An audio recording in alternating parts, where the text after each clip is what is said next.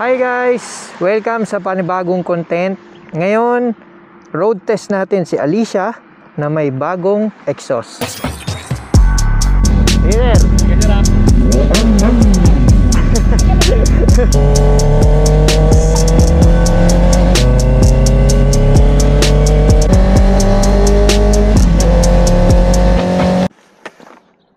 Tahimik ka.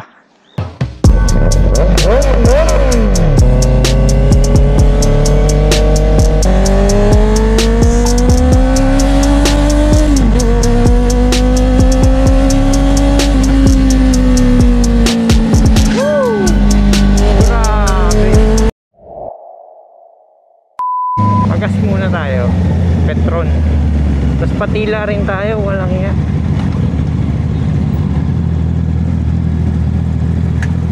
Inulan pa nga. Ay nako. Ang consumption niya 19.4 kilometers, pero tinry ko siya ipang daily nung papunta ako sa work minsan o kaya sa city ride dyan lang. Pumalo ng 17.9 sa city riding.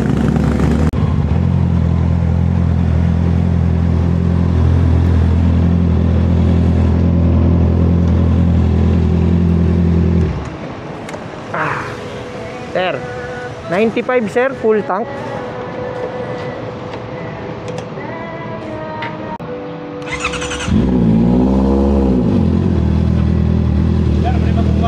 Oh, tanya ka. Hey there.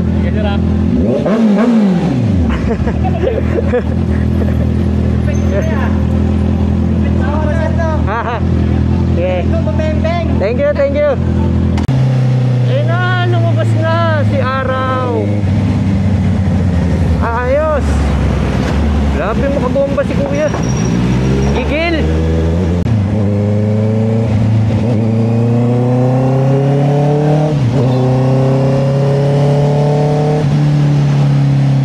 Sarap.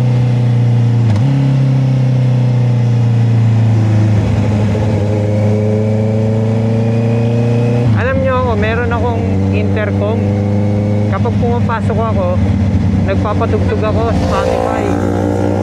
Pero kapag ito gamit ko, napapaliwala yun. Sabi nila, totoo nga, yung mga inline 4 eargasm. Sarap sa tenga.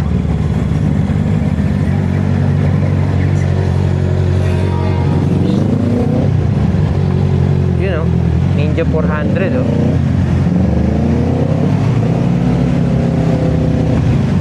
Ninja 400 or Ninja 500? Ninja 400.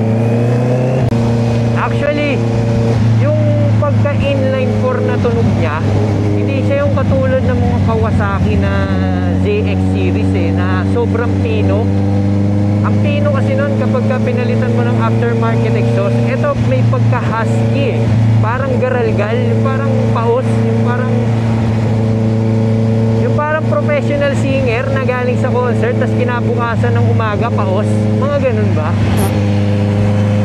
Ang malakas na scream niya is yung mga pag naka-primera segunda tapos iaangat mo ng 4,000 and above. Eh since na nasa break-in period ako, ginagawa ko lang 4,000 RPM, nagpapalit na ako ng nagsishift na ako agad, hindi ko pinapaabot sa mga red line. Pero minsan nakakatempting bigyan eh.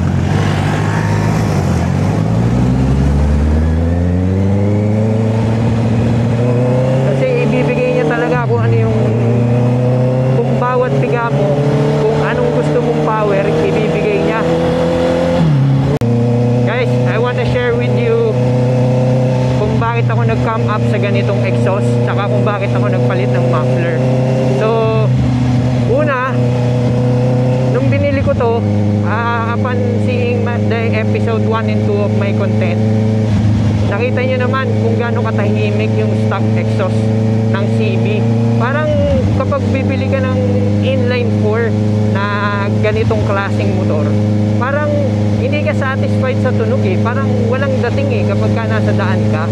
And at the same time, yung pagpapalit ng muffler, di lang naman yan magingay, magbulahaw sa mga kapitbahay. It is also safety feature din to ng isang motor, lalo na kapag nasa daan ka, lalo na sa highway. Kasi nung naka-stock exhaust ako, parang hindi ako naririnig ng mga nasa paligid ko eh.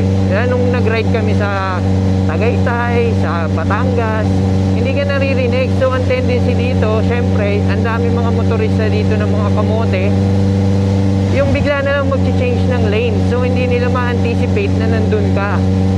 So possible rin malesen yung yung risk mo sa aksidente, di ba? Kaya so yun din yung one of the reasons kung bakit ako nagpalit ng sound. Ang disadvantage lang pag sa umaga, yung cold start mo, medyo maingay, kaya talagang maririnig ng mga kapitbahay. So ako, bira lang naman ako mag-breakfast ride. Kapag meron akong ride kinabukasan ng maaga, ini-inform ko na agad yung mga kasama ko sa bahay o kaya sa kapitbahay namin na ganitong oras magbubukas, mag-i-start ako, 2 minutes lang, tapos aalis na ako. Kasi kapag full start talaga, kailangan mo pa initin talaga eh.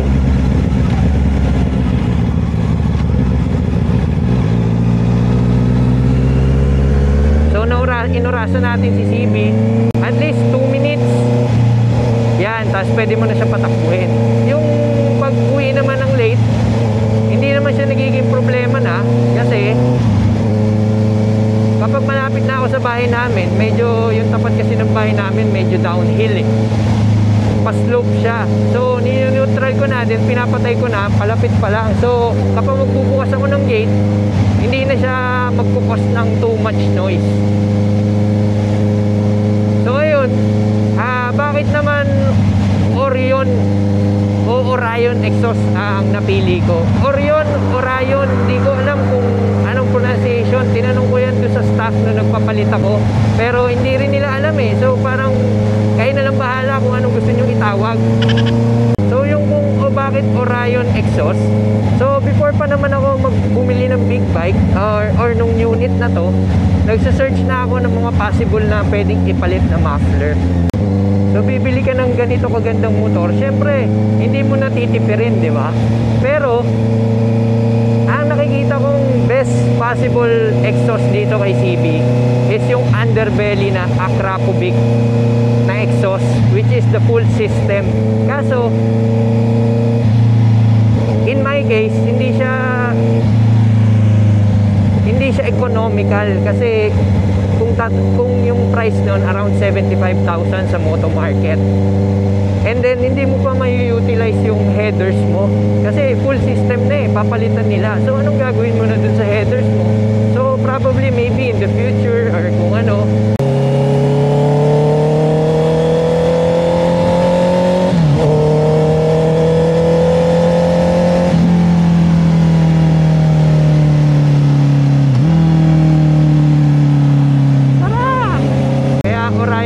Yung napili ko kasi memorize na nila yung CB, tapos ang dami pa nilang videos na pwede pa magpa sound check ng iba't ibang tunog. Tapos ito nga, mabase yung tunog nila, buo, saka maganda daw yung quality ng gawa. So hindi naman ako nagkamali. So ang pinili ko ngayong exhaust is yung Orion Tony. So merong Tony V1 and V2, meron akong pinagpili ang ARA. Yun yung mga pangalan ng muffler nila. Meron din ako minamatahan sa kanila is yung Priscilla, bago nila, kaso as of the moment daw hindi pa sila nakakapag-fabricate ng carbon. Kaya ito naman daw yung best seller nila sa CB na underbelly exhaust. Gusto nyo makita yung removal and installation, nasa episode 2 ng YouTube channel natin, panoorin nyo na lang doon. So itong ginagawa natin, gusto ko lang i-share sa inyo, gusto ko lang iparinig sa inyo kung ano ba, kung gaano pa siya kalakas, kung anong klase yung, kung paano siya tumunog sa daan. Niro-road test lang natin yung bagong kabit na exhaust. So guys, meron lang akong gustong itry na camera angle na makikita yung muffler natin. Try lang natin. So dito, ano sa tingin nyo? Tingnan na lang natin.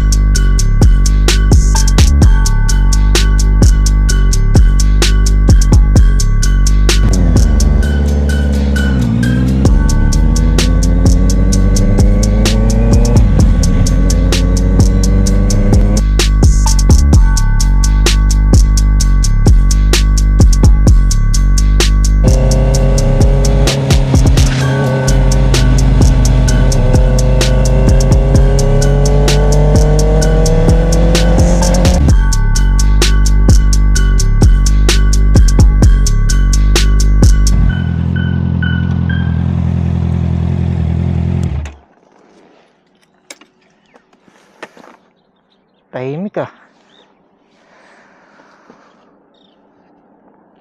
Ganda no? Ang tahimik.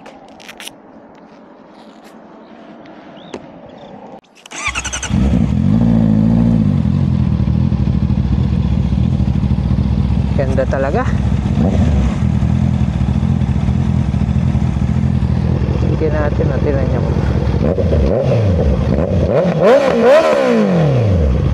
Naputok guys.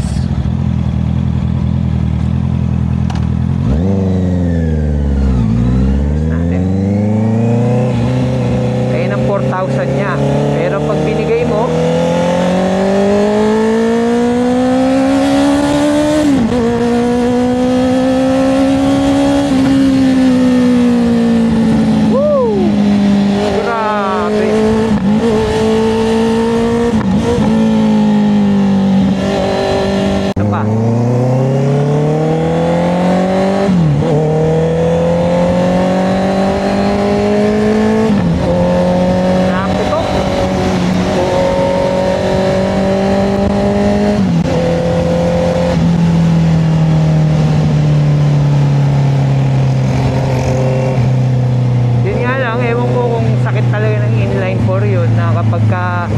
nagiging 5,000 RPM and above na, medyo nagba-vibrate na siya.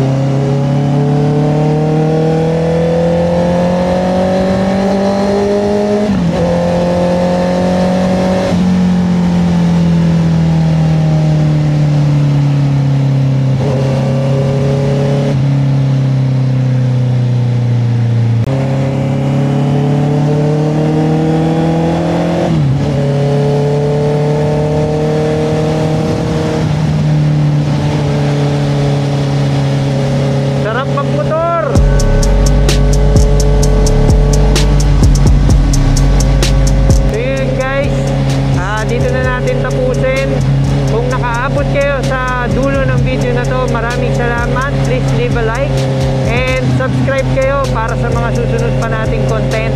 And kung anong masasabi nyo sa bagong palit nating exhaust, please comment down below. Thank you and God bless.